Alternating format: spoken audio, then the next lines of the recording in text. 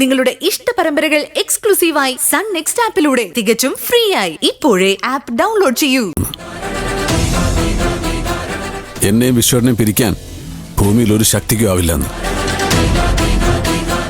കാശ് മുടക്കി എന്നെ പുറത്തിറക്കിയിട്ട് മുഖത്തടി കൊണ്ടതുപോലെ അയാൾ പോകുന്നത് ഞാൻ കണ്ടു വിശ്വട്ട.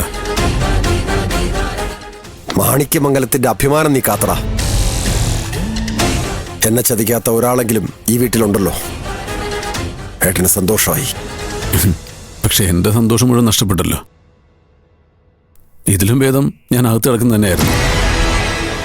ഇവിടെ നടക്കുന്നൊന്നും കാണാതിരിക്കായിരുന്നല്ലോ. അല്ല, അവനെവിടെ? ഹരി അവനകത്തുണ്ട്. അവനതൊന്നും അറിയുന്നില്ലേ? അറിയുന്നത് കൊണ്ടാവും അവനങ്ങനെ പുറത്തിറങ്ങാറില്ല. ഏട്ടനിതൊക്കെ എങ്ങനെ സഹിക്കുന്നു? ഞാൻ മാത്രമല്ല, നീയും സഹിക്കും. അതിന് വേറെ ആളെ നോക്കണം.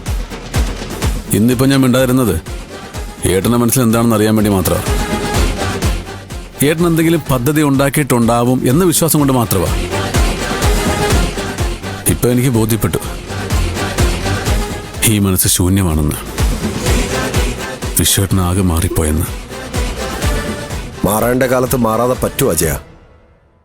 മനസ്സിലായില്ല. 1500 കോടിയുടെ സ്വത്തുവകകൾ അവരുടെ കൈവശമാണെന്ന് മാണിക്യമംഗലത്തെ പെണ്ണുങ്ങൾ അറിഞ്ഞു.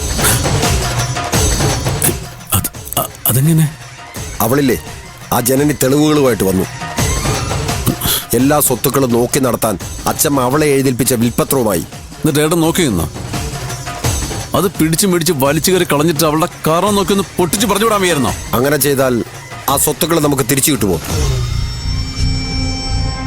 പൊന്മുട്ടയിടുന്ന താറാവിനെ ഒറ്റയടിക്ക് കൊല്ലാൻ വേണ്ടി മാത്രം മണ്ടനല്ല മാണിക്യമംഗലത്തെ വിശ്വനാഥൻ. പിന്നെ വളർത്താനാണ് ഏട്ടൻ തീരുമാനം? തൽക്കാലം വളർത്താനാണ് തീരുമാനം.